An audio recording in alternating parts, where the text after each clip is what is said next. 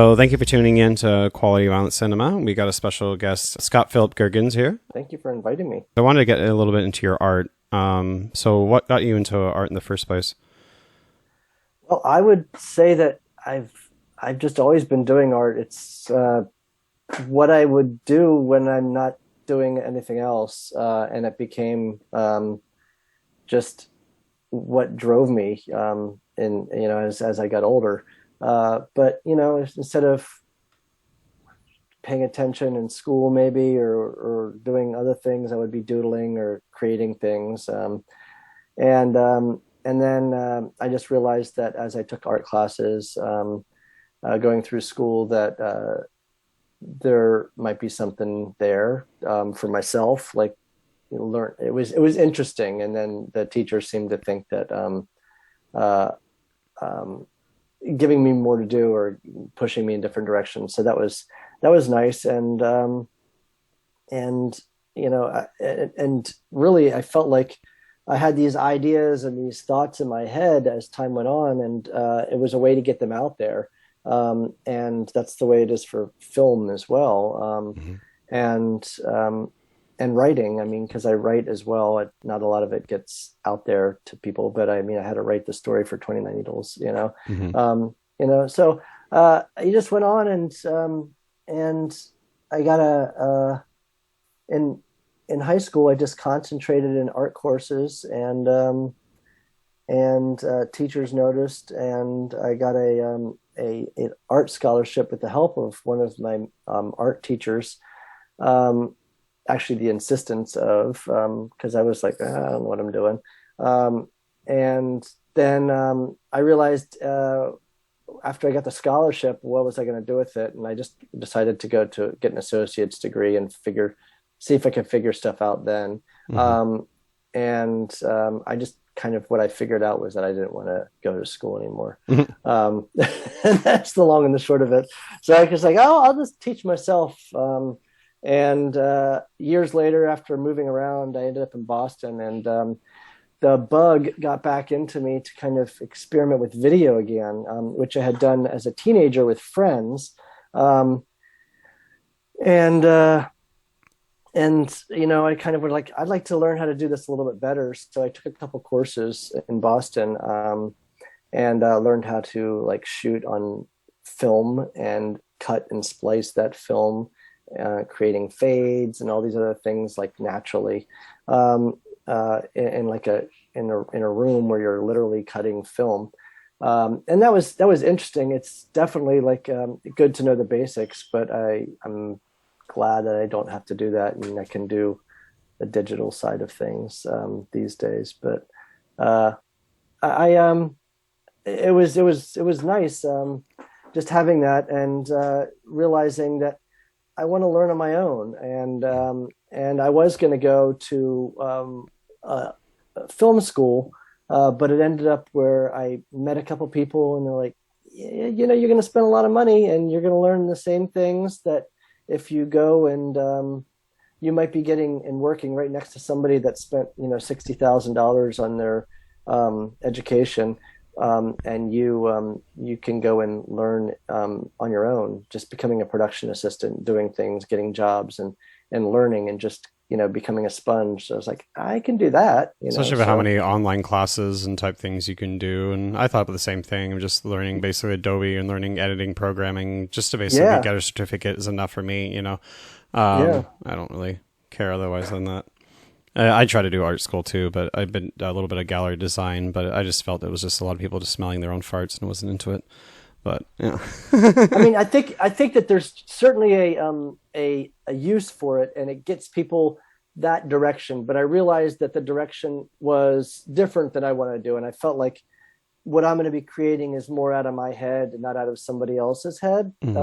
So I'm like, maybe I just kind of try to figure out how to do it myself. And I was inspired by a lot of people that did things that way, where they're just like, I'm just going to do it. I'm going to do what I want to do. And the details will come later. So you think there's a big influence from your art that you create versus your films? Do you think they tie in together? I do. There's certainly like coming from the same space, telling a story. Art to me is just a static image of a whole piece outside of that, and you're maybe just capturing an emotion, or capturing a scene or a feeling or whatever you're doing. But there's certainly like a cross to that, and it's a way to kind of exercise demons, so to speak, to kind of get them out there and let them have a life of their own. Mm-hmm. Yeah. So can you go more into the actors' names being based on famous surreal artists? I just thought, when I was naming the characters, I was like, okay, well, I want there to be some type of reason for their names. Nobody need to have had to know, but that naming people is not fun in a movie. It's like everything just sounds so stupid, and a lot of the names, I'm like, oh, who's even named these names these days that I picked? So it's not like names like the Ninja Turtles, where they're obvious artists and stuff like that. But so I just Francis Bacon is an artist that I was really drawn to, and I love his work, and I thought, okay, well, there was that side with art, and he's a surrealist painter, and maybe I need to do that, and that's kind of where it stemmed from. It's like all the characters were named from surrealist painters, artists, and even there was a dream sequence with the fingers, and there's a character named her real name is Barbie Satin, but the character's name, it might have only been in the credits, Dolly, and it was thought that could be like Dolly or Dali. Right. But and so some of them there were spoken names, and some of them, but I just kind of thought that was a good way to tie in another element, because the whole feel of the movie was very surreal. And at times, the surrealist artists would depict kind of the type of surrealism that was brought to that character or the movie. Because Francis Bacon got very dark, and there was a side of him, that was just really intriguing to me. And I love the dark side of Francis Bacon. I've seen some of that artwork. It's crazy. Yeah. So was there any inspiration from Bob Flanagan? No. If there was, I'm not sure. I'm not familiar with. He's the documentary Sick. He's basically had I forget what disease it was, just where a lot of fluid just always developing in your lungs. But he decided to get over the pain by just basically inflicting pain on himself. So he had like a mistress that basically just went his entire life inflicting pain on him, but he would do like a whole art exhibit of himself, just taking that pain, doing, being hanging or doing whatever, just different things to, but it's weird because Brooke, looks very similar to, Bob Flanagan. Okay. There's actually like a very close appearance. I'll have to look into that. I do recall seeing the cover of that film, but I did not know the details of the film, and I hadn't seen it. So, it's a great documentary. Yeah, I'll have to check it out, because that does sound very intriguing to me. So, no, it wasn't influenced by that, but Brooke had a really very specific look that really was captivating. So, yeah, no, I agree. I totally agree. Yeah. And rest in peace for sure. Yeah. No, the S&M scene though certainly influenced the creation of the film in a major way. It was very intriguing to me how people would derive pleasure from pain, and as I mentioned before, that there's kind of like the idea of a serial killer. There's there's a gratification that they seem to get when they're inflicting harm on somebody else and the fear that they're inflicting. So I kind of wanted to play with those two things and see what would come of it in a character study. Yeah. Are there any other connections to John Waters besides the alley scene where Divine eats dog shit and Willie making the talking Mary and Pecker? Interestingly enough, I did not know about that turd eating scene from Pink Flamingos when I was making the movie. I actually worked years later for Pat Moran, whose dog it was that Divine ate the turd from. And she's like, "Oh, that's my house." I'm like, "Really?" Because in the movie it was a different angle and I didn't know where it was, and I'd seen it a million times, but I really didn't know. It's a block away from my house. Yeah. And it was because I was filming at that house that he walks into. And I was like, okay, it's easy to do right here. And so it was just all coincidence. And I didn't know that. Willie, working on Pecker, that Willie found me through an ad I was posting. So, I mean, it's Baltimore. And have you had run-ins with John Waters at all, or any of the cast or crew, or like anything he's used? Well, I mean, I know John Waters. Oh, cool. But and I mean, Mink Stoll, I've met, and some of the other. I met John Waters at a book signing thing. It was kind of nice to be able to chit chat with him. I asked him about like Lloyd Kaufman and stuff, and Yeah. It's great. It's a small community in Baltimore that is very. I don't know. It's very casual about the whole thing. He doesn't take himself too seriously, and it's he'll just walk around everywhere, and it's no big deal. No, I love that about him. He seemed really like easy to talk to and just kind of nonchalant. Yeah. What is the deeper meaning with the needles? The deeper meaning. Well, they're a direct reference to Albert Fish, who was like America's like first major serial killer, and he's a child killer and pedophile, and justified it all based upon religion, and that was a really interesting. I thought this is what a monster is, and when I read about Francis Bacon and looked into that, I kind of thought, when he was found with 29 needles in his pelvis, his pelvic region, and I thought that's really interesting. So,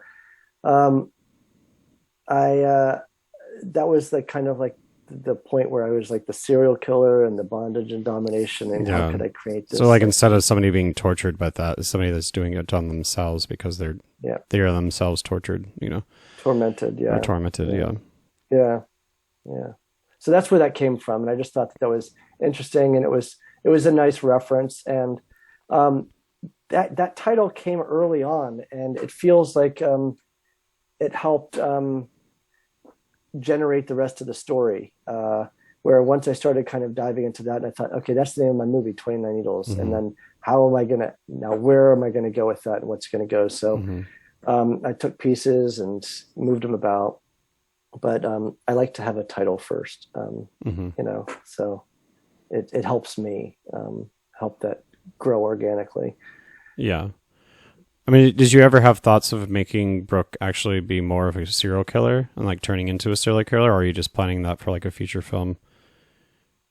No, I thought that I wanted it to be more about the torture that the character was going through, and how what any of the pain, whether it's on that character or somebody else, might be doing to help him, that character specifically. So it wasn't about like being a serial killer so much, but Mm-hmm. that mentality mixed in with that. More just kind of slightly explaining uh, the possibility of turning into a serial killer. Yeah. Yeah. Yeah. That's cool. How did you pull off the shots to make them look so realistic with the needles? Like, were they? I know that part of it were real needles, but when they were inserting and using that, like, how did you achieve those shots? Well, Brooke wanted to put the needles in, and I'm like, no, we're not going to do that. Yeah, there was a lot of things that Brooke was willing to do, and I'm like, we're like kind of. I mean, it was guerrilla filmmaking here, and I'm like, if somebody gets injured, I don't know I don't know how we're gonna get to a hospital and describe this, and who might get in trouble for any of that. So, I mean, we got needles. I got needles, and then it was just camera editing. You know, you put touch to the skin, and then pull away and see the reaction, and then we used wire cutters and cut to the base, and then the next scene you see it looks like inside of them, and then a sound effect of it sounding like a needle Snapping, snap. yeah. And then there's already a little bit of fake blood on the end of the needle that you had left, and then you pull it away, and yeah. Yeah. So it was effective. It definitely worked. And especially where it's not like over the top with the blood. Yeah, because you weren't over the top with the blood. It was more realistic of what would, occur. So, and I think that's important because a lot of people don't realize, or they do, but, a lot of cuts and things and different things don't actually cause a lot of blood. So they over exaggerate it, and a lot of times for effect, I guess, but, Yeah. I didn't need to go to Tarantino territory with that. No, it was a geyser from a shooting. No, yeah, that wouldn't have. It's not a comedy. Yeah, no, for sure. What sample music did you send to Andrew to compose, like the score? Oh, so good question. I created a lot of the some part of it. That's the chair is a little weird. Sure it is. Not sure. Yeah. So I created some weird sounds that might come in whenever the masked figures would appear, or other things that were just kind of unsettling sounds of animals, distorted and in reverse, and as well as I think that there were some electronic things that were happening that were kind of distorted. So it was like I created that, and he kept a lot of that and went with it. And I said I wanted it to feel like nature was distorted, and so use a lot of other sounds of things that aren't necessarily used as instruments. So that was, and I kind of left the rest to him, and he did some amazing work with that. No, it sounded really great. Yeah. Did you ever release those tape cassettes that you were talking about of the soundtrack?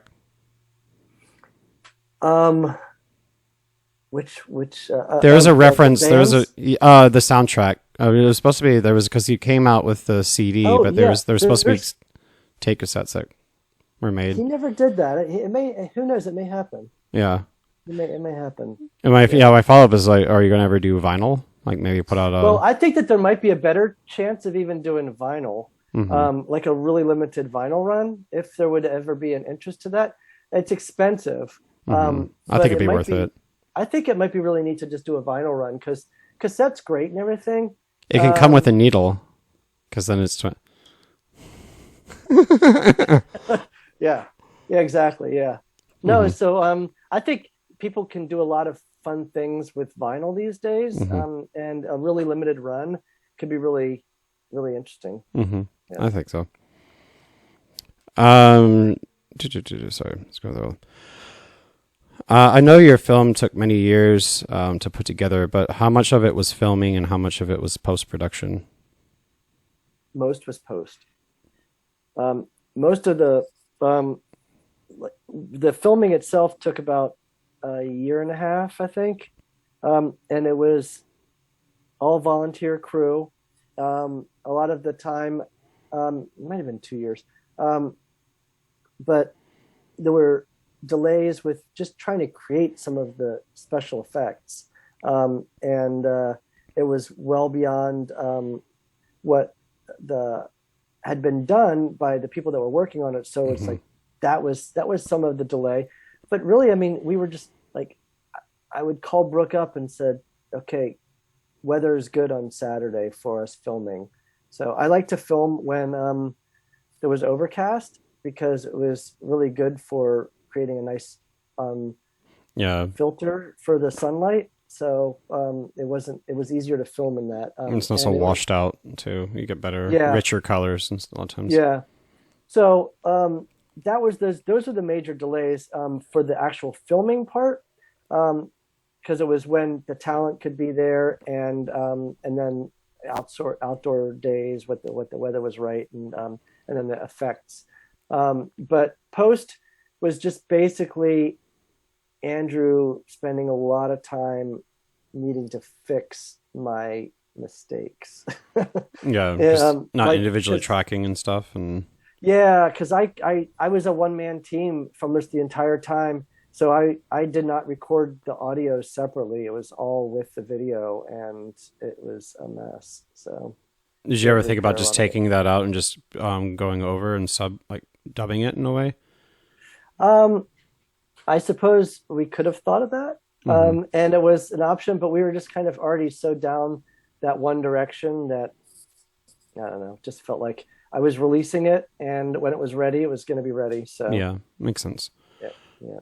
Now I do love like a good dubbed movie. Like I come from the appreciation of the old Italian horrors, and all of them had some really, but I didn't want to go that direction. And I feel like a lot of times that type of stuff, like working back and then re-recording audio, it wasn't creating what I wanted, especially if it was a little bit off. And yeah, and especially usually these actors, like, they go trained to do voiceover. It's hard. It's really challenging to get the lip movement to make it seem like it's realistic to the timing. Yeah, so like my skills aren't there for that yet. Yeah, no, it makes sense. So you kind of, especially with a budget of like $2,000 or $3,000. Yeah, which doesn't include post and promotion and everything else, because submitting to festivals or anything like that. But the actual creation, yes, that's what it was. Yeah. Well, what do you feel was the biggest challenge of making the film?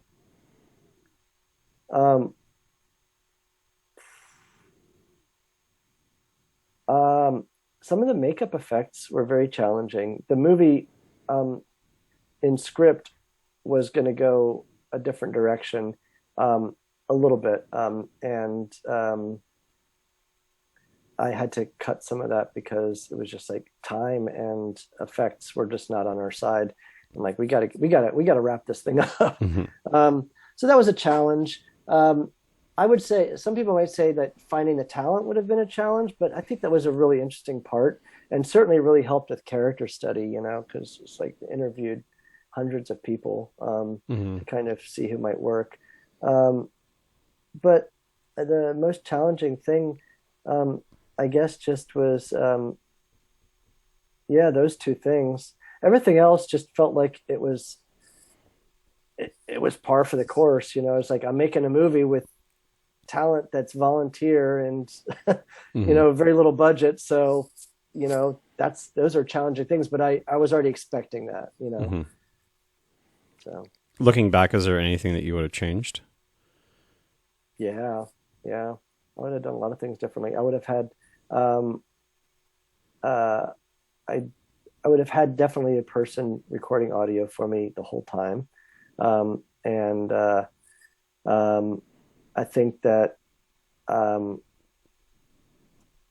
I definitely learned a lot, and I would have probably tried to take a lot more second shots. I mean, I did a lot of second, third shots, but there were cutaways that I really should have done to help with the editing process. And I even knew going into that, it's like, okay, you need these other shots to kind of be able to do that. But my mind was with some of these shots, it was going to be one long stagnant shot. So if I had that, then that was fine. But then I realized in the editing process, it's like, yeah, I can't have this 20-minute single shot. I need to cut this down. And I didn't have anything to cut to. So yeah, I would have done that differently.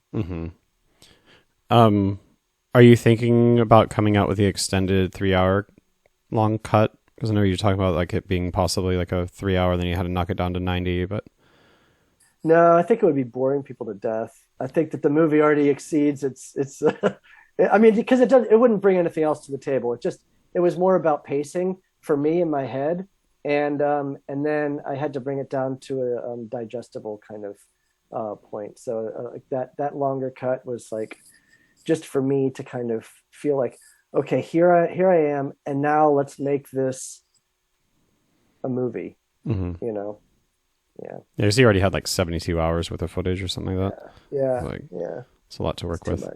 Too much. Yeah. Were there any sex acts that were recorded that got cut because you felt were too much to film? Like they were too much for your film? No. As a matter of fact, there were acts that I had to cut because of time. It's just like, oh, this is going on for a long time, and this is just. But I was like, okay, I think if I just show flash here and this, that, do that, that's effective enough. I don't need to. But you know, it's hard when you're shooting some of that stuff. You can't just like, okay, we're going to jump in, we're going to shoot 1 minute, and we're done. You know, so you kind of have to get through all that. But nothing was too extreme. I was like, everything that I wanted to shoot in regards to that was done. Yeah. So why did you decide the specific fetishes that you decided to use? Like, what was it about it, those fetishes in particular? The people that I cast were willing to do them. So it was like, okay, so we needed a lot of this stuff. So what were people willing to do? And I thought it showed enough of a spectrum of what really goes on in some of these places, and then how this might be a little bit beyond that. I mean, a lot of everything that I filmed, I mean, people have done, even in the extreme senses, people have done in one form or another. I mean, amputation has been done for sexual gratification in real life, which is pretty amazing to me. But yeah, so I think that was, yeah. If that answers your question. No, it does. Yeah. Going forward in any other future projects, are you going to kind of keep with the unsimulated aspect? You mean if there's any other sex scenes in my future films, will it be unsimulated? If it feels necessary, I would keep it unsimulated. If it doesn't feel necessary, then it wouldn't be necessary. It's not like I'm going to force and only cast people because, you know, we're going to shoot a little bit and it's not even pertinent to the film. You know, right? It wouldn't. If it's pertinent to the film, I would certainly continue to do it. Yeah. Where did the idea for the penis creature come from? My head. I actually did a painting afterwards of what I wanted the actual creature to look like, and it had a body and huge fleshy spider legs, and so it was like a spider leg thing that kind of rest of it was down into the worm creature, and there was an animatronic puppet head that was supposed to happen, and there were gills that were going to move, and there was a tongue that was going to come out. All of that was like, okay, we got to cut all this because we just don't have time. And let's just get some higher budget. I mean, the props aren't too much on the cost, right? It's just more of like the labor intensive, and try to figure out how to make it work and time, you know? So, yeah. So yeah, my head, I wanted a depiction of kind of what I thought desire, at least in his mind, might feel like, and how it might, you know, be a physical form for him.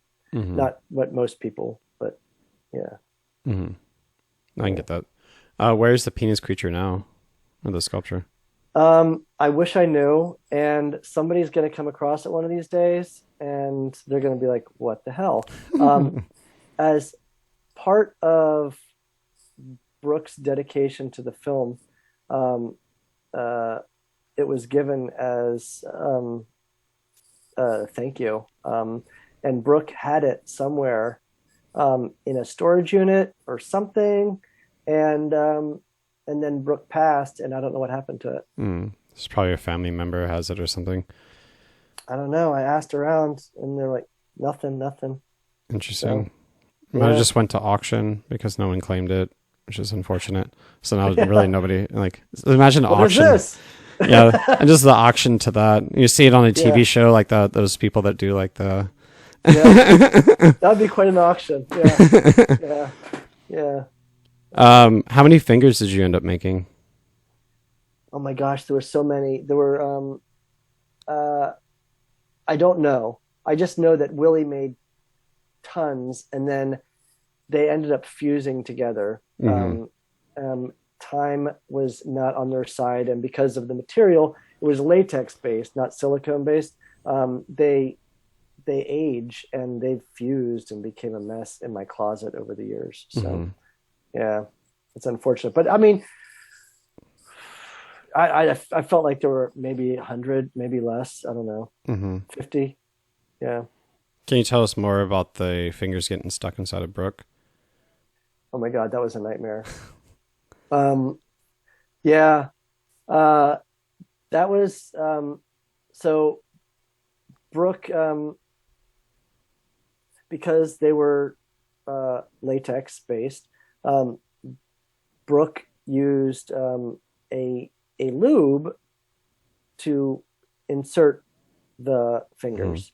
And, that lube did not work well with the latex, and they fused inside of Brooke.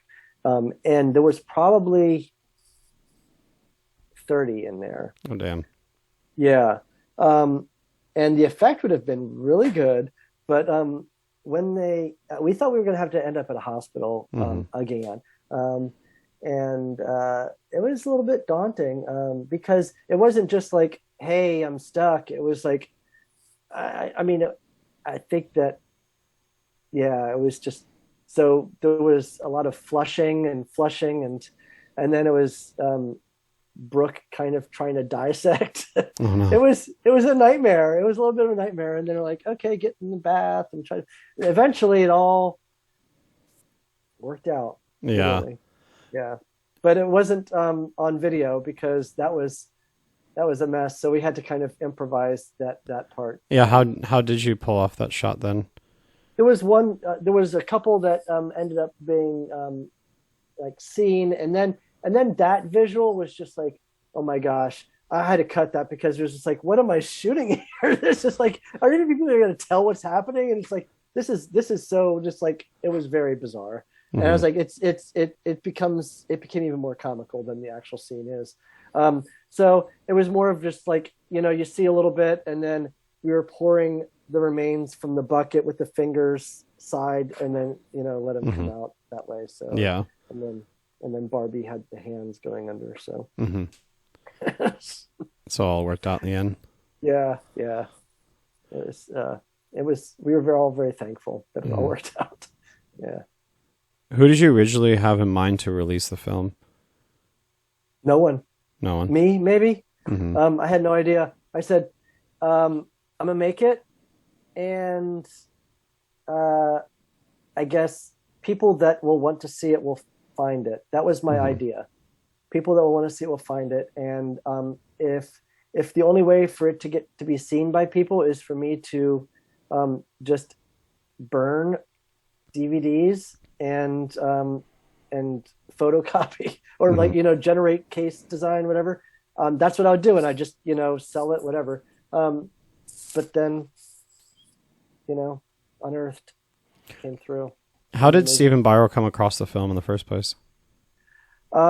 So Jason Tosteven, who runs the Nightmares Film Festival, which is where 29 Needles had its world premiere, and Jason and somebody that interviewed me there, Rebecca Reinhardt, they both suggested, like, this would be a perfect film for Stephen Biro. And I'm like, who? I don't know Stephen. I mean, I wasn't in the scene. I wasn't in the know. I didn't know the scene. So, I mean, I was just making a movie like out of my head with no reference, and I didn't even realize there was. I thought, am I going to even? Is anybody even going to ever see it? I was just like, I'm making a movie because this is what I want to make. But then there was a scene, and it was great, and Biro was the person to go to, and it was.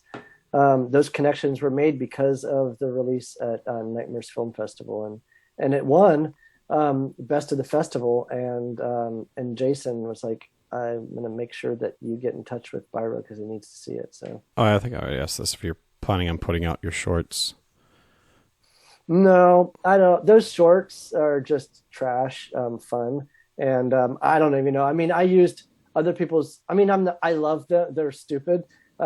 I don't know if you've ever seen them, but they're on YouTube. Oh, they're on YouTube. Okay, they're on YouTube. They're just nothing. And there's so much music in there from artists that I never. I mean, for copyright, yeah. I listed them, but it's like. But if you're gonna have to pay rights to all that, it'd be. I don't know what I would have to do. It's up there for free, and they're all. If people want to see them, they're up there, and they're stupid, and we just had fun. We were just teenagers. There's some really bad haircuts in it, so, really, really bad haircuts. So that's funny. Yeah. Where are you on the staging process for your next film? I am writing a lot, and I'm.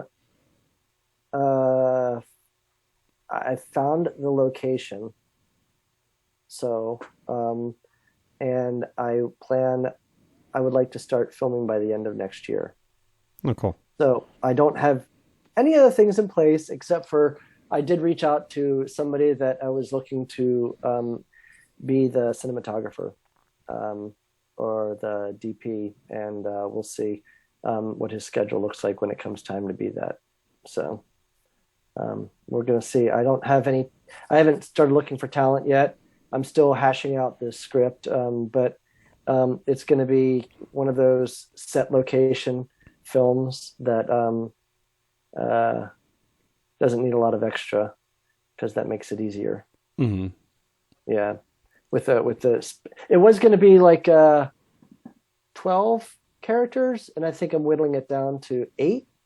Mm-hmm. So just kind of working that a lot. That's cool. Yeah. I'm stoked to see whatever you come out with.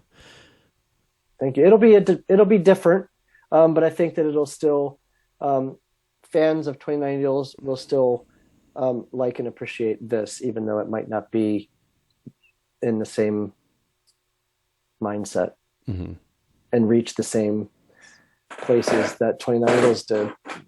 No, thank you for being here and let me have this interview. It was a pleasure for sure. Well, thank you. It was indeed a pleasure for me as well, and it was nice to kind of talk about some of the stuff that I hadn't talked about in other interviews. So yeah, thank you. No, I definitely dug a little bit because I don't like re-asking same questions. If people want to like check out those interviews, they can. Yeah, kind of attitude, but I definitely appreciated it. I listened to a lot of them, especially the ones that you did with Jonathan Doe. I really appreciated those. Yeah. All right. Well, yeah. Thank you again. Take care.